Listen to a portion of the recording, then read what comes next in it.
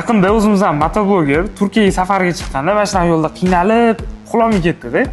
Shunaqa vaziyatga qanaqa yechim qilib bera olasiz, aka? Xo'p, bizning do'konimizda aslida bitta palatkamiz bor, maxsus. U palatkamiz bir kishiligi bilan va ixchamligi bilan ajralib turadi. Именно shu safar paytida uxlashga sharoit yo'q bo'lgan joylarda juda ham qo'l keladi.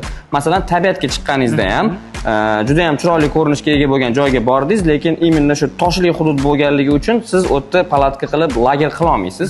O'sha paytda bitta raskladушка yoyib, tekislik yaratib olgan holatda именно o'sha palatkamizdan maxsus krepleniyalar yordamida o'sha palatkamizani raskladушkamizga o'rnatib olgan holatda o'zimizga sharoit qilib olsa bo'ladi dam olishga, ya'ni o'sha o'tda bemalol o'sha переночевать qilsak bo'ladi. Ko'rib turganingizdek, ko'rinishi yig'ilgandagi holatda 50 sm bo'ladi, yoyilgan holatda 1.90 ga 70 bo'ladi, bo'yi 1.20 bo'ladi.